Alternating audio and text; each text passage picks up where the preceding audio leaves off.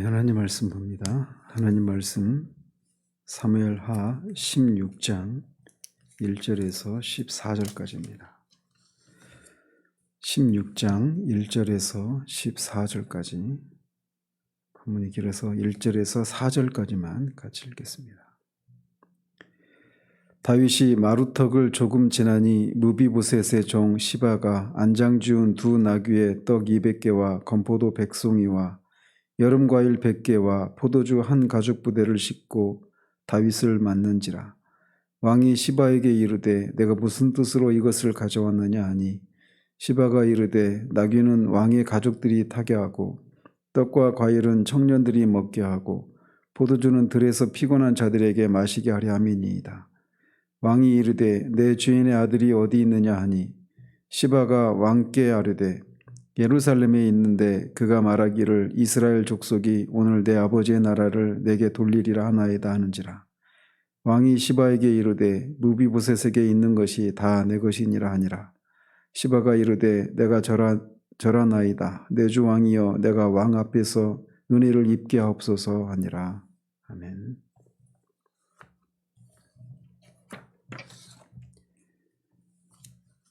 어제까지 해서 15장을 통해 압살롬이 4년 동안의 모반을 준비하다가 마침내 봉기했을 때 예루살렘을 떠나 도망치던 다윗을 따놨던 충직한 신하들의 내용을 살펴봤습니다. 이때와 사독 아비아달 후세, 이런 사람들이 그런 환난 가운데서도 다윗을 따랐던 그런 충직한 사람들이었던 반면, 이 16장에서는 정반대의 그런 질적인 차원에서 정반대의 사람들의 등장을 우리가 살펴보게 됩니다.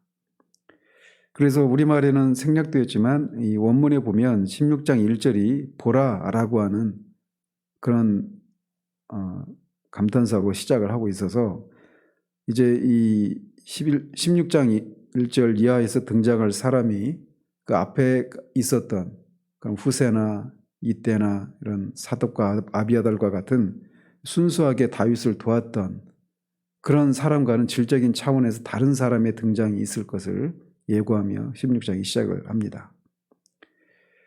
다윗이 감람산 마루턱, 즉 감람산 정상에서 이렇게 후세를 돌려보내고 그 정상을 내려왔을 때, 이 무비보셋의 종 시바가 나귀의 여러 가지 음식과 포도주를 싣고 다윗을 맞이합니다. 사무엘서 저자는 이 시바를 무비보셋의 종 이렇게 소개하고 있어요. 여기도 이제 이렇게 하는 것과 또 다윗이 뒤에 3절에서 시바에게 무비보셋이 어디 있느냐 이렇게 말하지 않는 것하고 또 대조를 보이고 있습니다. 어쨌든 우리가 알다시피 이 무비보셋과 시바의 관계는, 무비보셋은 요나단의 아들로서 다윗이 왕위에 오른 후에 앞에 9장에서 보면 요나단과의 언약을 지키기 위해서 그를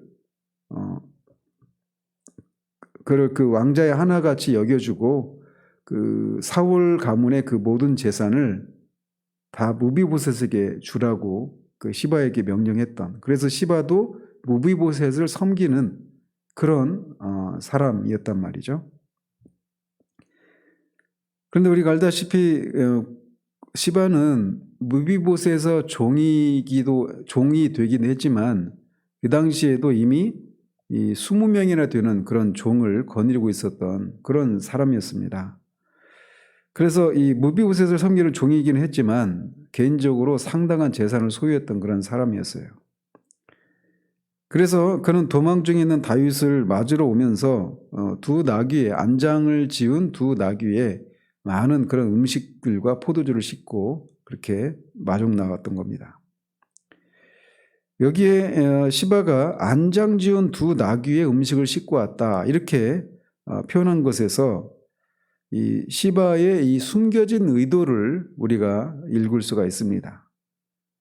왜냐하면 안장을 지우는 것은 그 안장에 물건을 싣기 위한 것이 아니라 사람을 태우기 위해서 안장을 지우는 거란 말이죠. 그런데 그 안장을 지운 나귀 위에 사람이 아니라 많은 음식을 싣고 왔다. 이런 것을 통해서 이 시바가 어떤 음모를 가지고 있다라고 하는 것을 우리가 알 수가 있습니다. 시바는 주인인 무비보셋과 자신을 태우고 왔어야 할 그런 나귀 2마리를 다른 용도로 사용하고 있는 거죠. 이것은 시바가 무비보셋을 다윗에게 모함을 하고 그 환심을 사서 이제 뒤에 4절에 있는 것처럼 무비보셋의 그 모든 재산을 자신이 빼앗으려고 하는 그런 의도로 그렇게 온 것이라고 하는 것을 알 수 있습니다. 그래서 뒤에 실제로 19장에서 보면 그 압살롬의 반란을 다 제압한 후에 다시 예루살렘을 올 때 그때 무비보셋이 다윗을 맞이하지 않습니까? 그때도 무비보셋이 안장을 태운 그 나귀에 그 타고 다윗을 맞으려고 했는데 시바가 자신을 속이고 그렇게 달려갔다, 이런 얘기를 하는 것을 통해서 알 수 있듯이 이 안장을 지우고 온 그 나귀라고 하는 이 표현 속에서 시바가 굉장히 불순한 의도를 가지고 무비보셋을 속이고 왔다라고 하는 것을 우리가 알 수가 있습니다.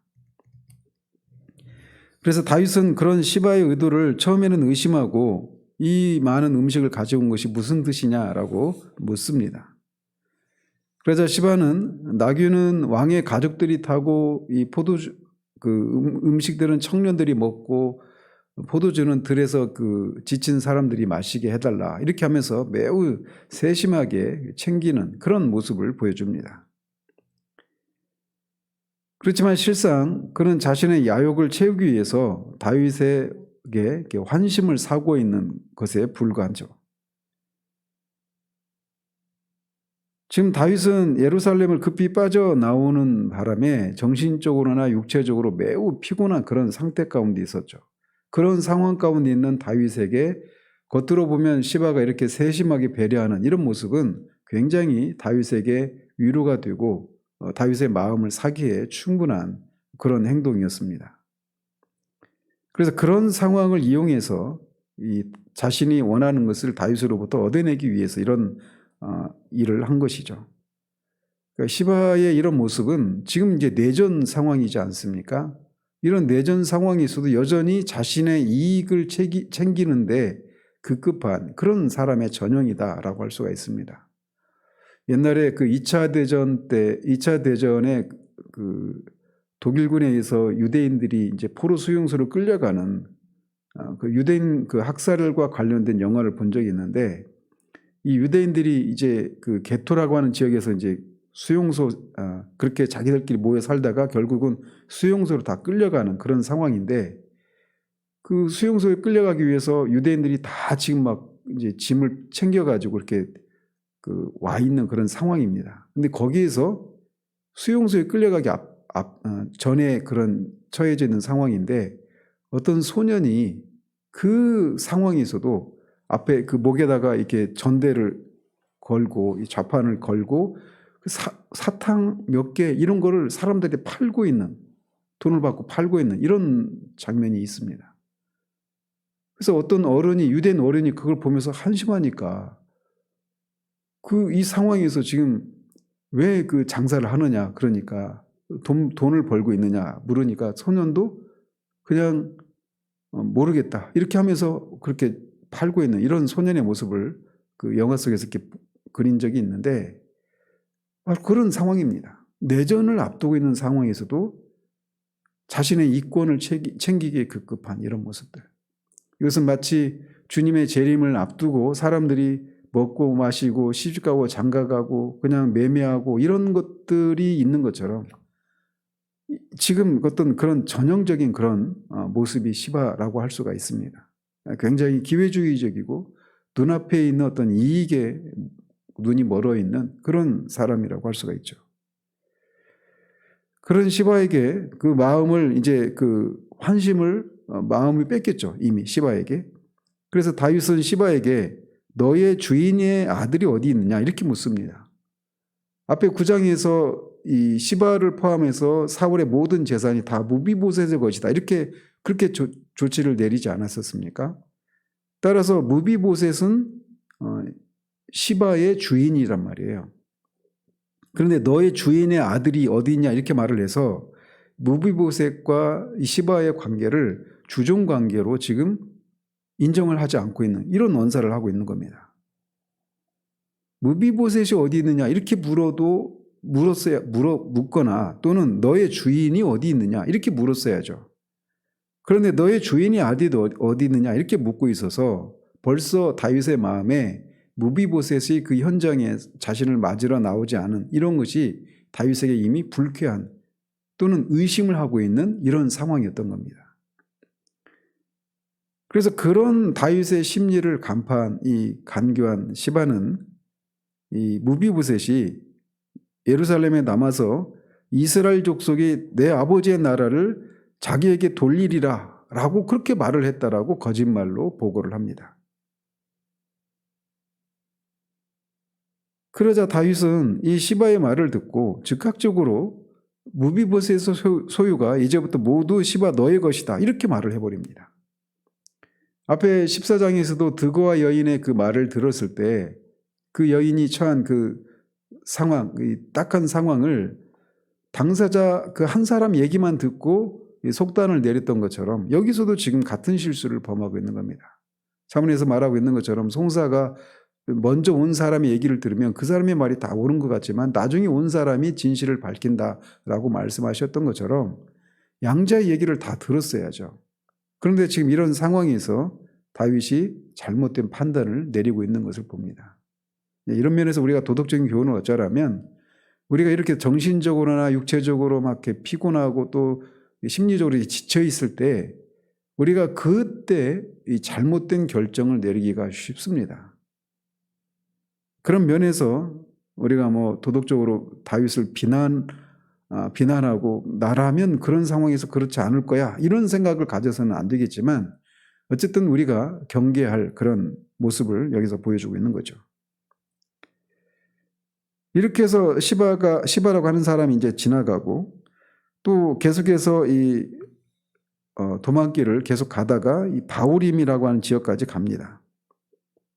이곳은 이 팔레스타인의 동부 요단 계곡의 언덕 지역에 있었던 지역이라고 하는데 이 지역은 베냐민 지파의 땅이었습니다. 그런데 그곳에 사울의 친족 중 한 사람인 게라의 아들 시므이가 다윗을 보고 계속해서 그를 저주하면서 따라오게 됩니다. 심지어 시므이는 다윗과 그의 신하들에게까지 돌을 던지기까지 합니다. 그때 이 다윗에는 뭐 이때를 포함해서 요압과 아비새와 이런 중무장한 그런 군인들이 다윗을 지금 호위하고 있는 상황인데 그런 상황에서 다윗에게 그 신하들에게 돌을 던지기까지 하고 있는 이 시므이의 모습 속에서 시므이가 굉장히 다윗에게 엄청난 적개심을 가지고 있다라고 하는 것을 알 수가 있습니다. 돌을 던지는 행위는 유대인들에게 적개심의 표시였습니다. 그래서 죄를 지은 사람들에게 죽일 때도 그 돌을 던져서 투석으로 그렇게 죽이는 그런 처형법도 있지 않습니까?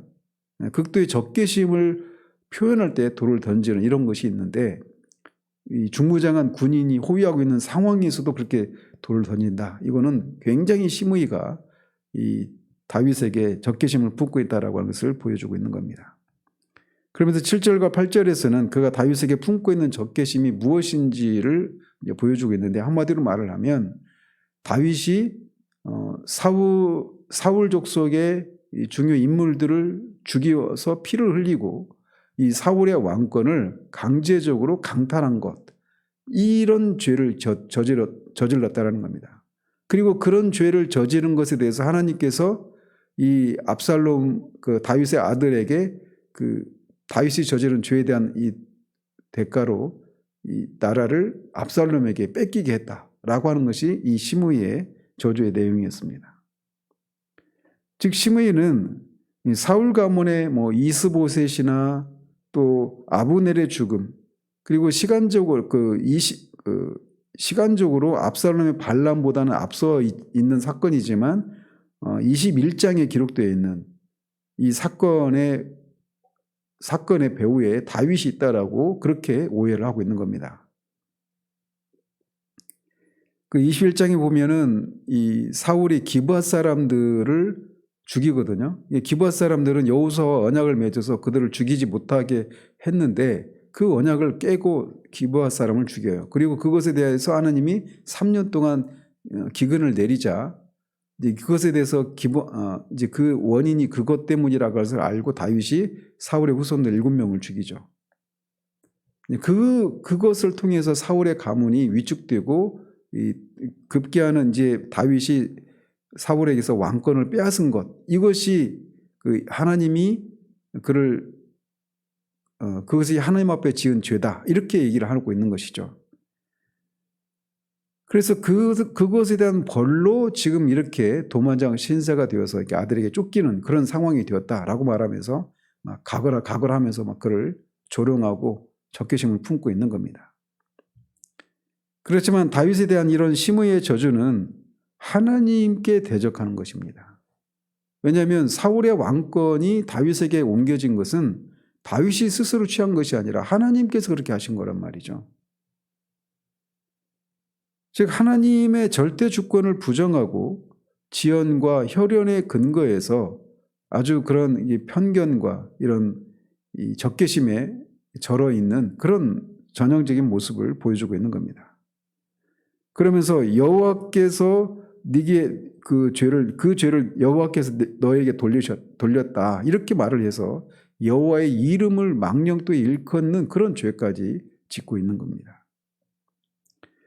시므이의 이런 말도 안 되는 저주와 이 무리한 이 행동에 스루야의 아들 아비새는 시므이를 죽은 개에 비유하면서 다윗에게 자신이 건너가서 이 사람을 죽이게 해달라고 그렇게 청을 합니다. 아비새 이런 행동은 일면 불의를 보면 참지 못하는 그런 어떤 정당한 행위처럼 보이지만 어떤 감정에 치우친 면도 있고, 또 10절에서 말하고 있는 것처럼 이 상황을 다윗이 보는 것처럼 아비새가 보지 못하고 있기 때문에 다윗은 그것을 말립니다. 그러면서 스루야의 아들들아, 내가 너희와 무슨 상관이 있느냐, 이렇게 말을 합니다. 시므이를 죽이게 해달라고 청했던 사람은 아비새 한 사람인데 여기서 스루야의 아들들 그리고 너희라고 하는 이 복수를 사용하고 있습니다.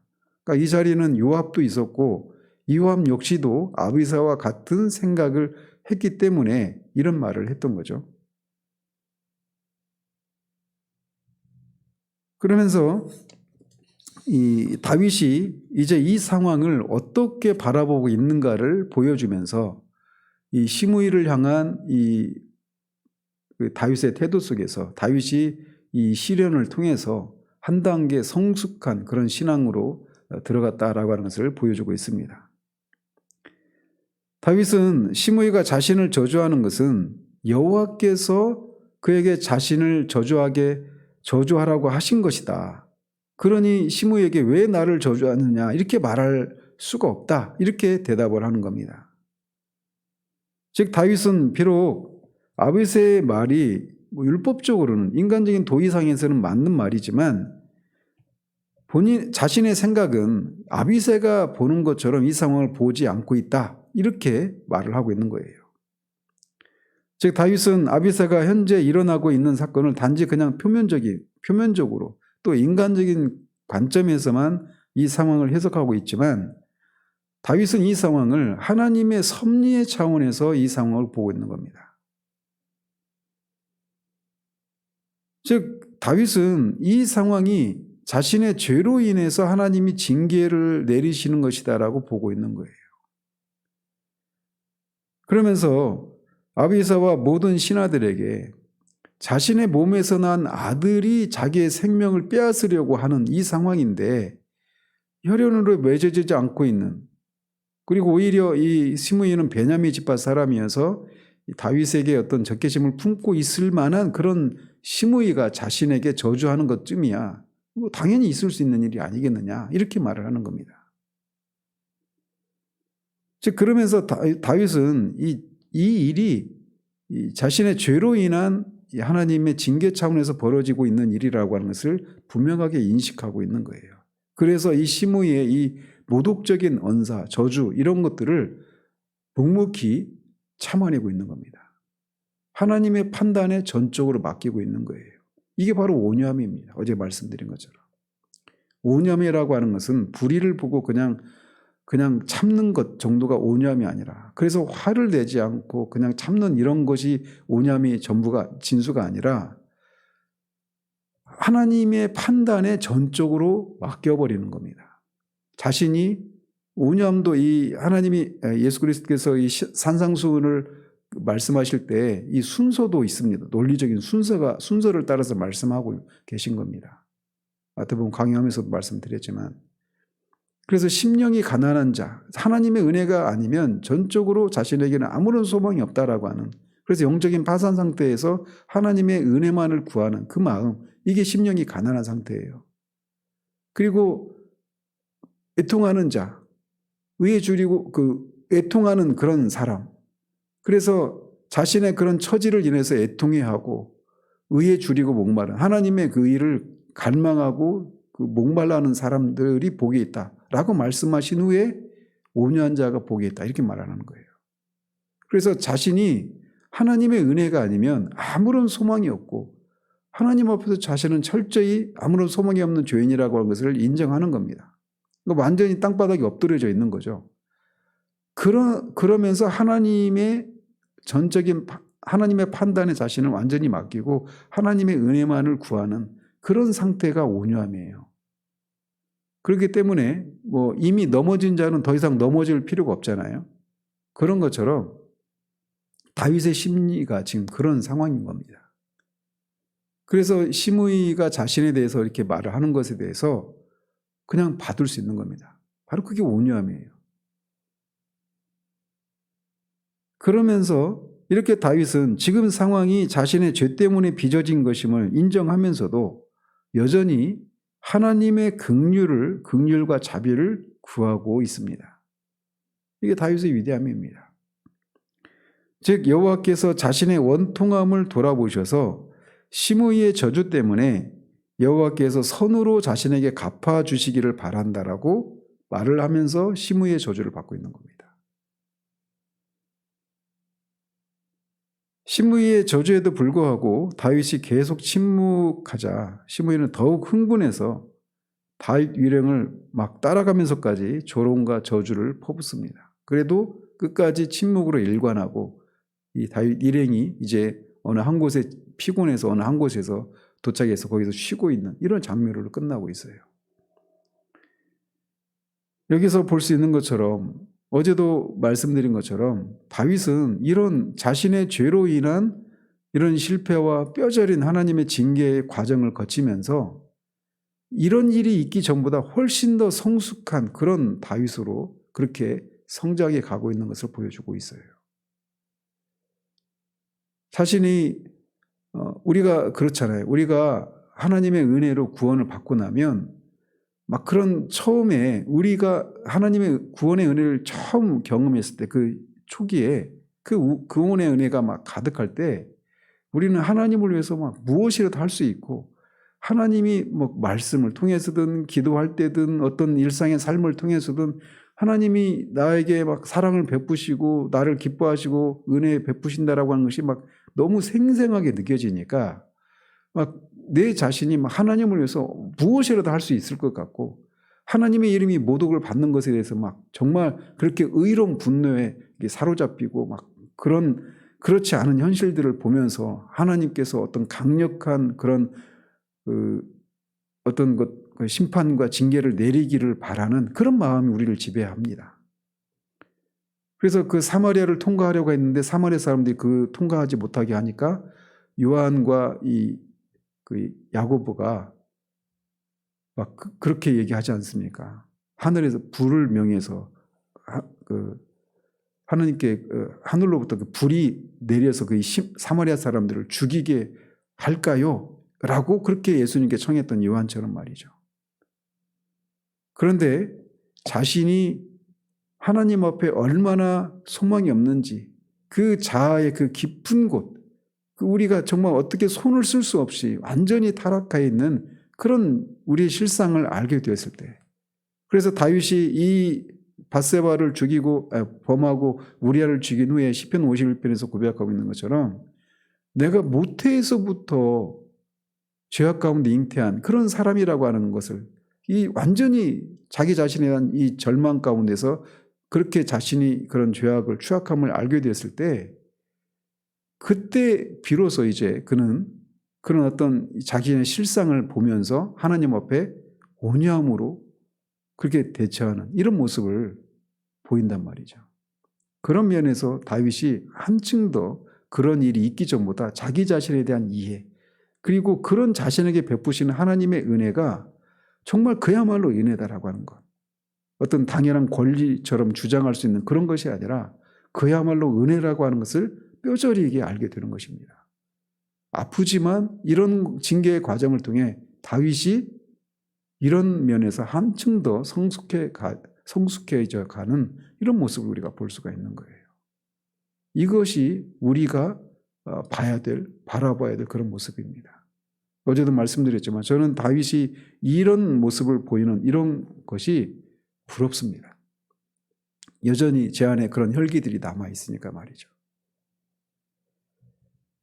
다윗은 이런 모습을 오늘 우리가 그리스도의 장성한 분량에까지 자라야 된다라고 할 때 우리가 이런 모습을 이것이 우리가 필히 본받아야 될 그런 모습이라고 할 수가 있습니다. 기도하겠습니다. 하나님 아버지, 다윗이 피난을 하는 중에 시바라고 하는 이 기회주의적이고 눈앞에 있는 이권에만 몰두해 있는 이 사람과 또 더 한층 더 나아가서 시므이라고 하는 이 사람으로부터 말할 수 없는 모욕을 당하고 저주를 퍼붓는 이 일을 당하면서도 그가 스루야의 아들들처럼 그렇게 혈기방자해서 그를 곧장 군사적인 방법으로 무력으로 그를 제압하지 않고 오히려 하나님의 판단에 맡기는 이 모습을 우리가 살펴봤습니다. 그가 있어서는 안 됐던 그런 죄를 범하고 그 죄에 대한 징계를 겪으면서 자신에 대해서 또 하나님의 은혜에 대해서 정말 더 깊은 그런 깨달음과 통찰이 있어서 이렇게 전과는 달리 훨씬 더 그런 성숙한 모습을 보이는 이런 모습을 봅니다. 그런 이 상황이 자신의 죄로 인해서 벌어진 것이라고 하는 것을 인정하면서도 여전히 온유함으로 하나님의 은혜를 구하는 이런 다윗과 같이 우리의 심령이 그런 데까지 나아갈 수 있는, 자라갈 수 있는 우리들 될 수 있기를 소원합니다. 예수 그리스도 이름으로 기도합니다. 아멘.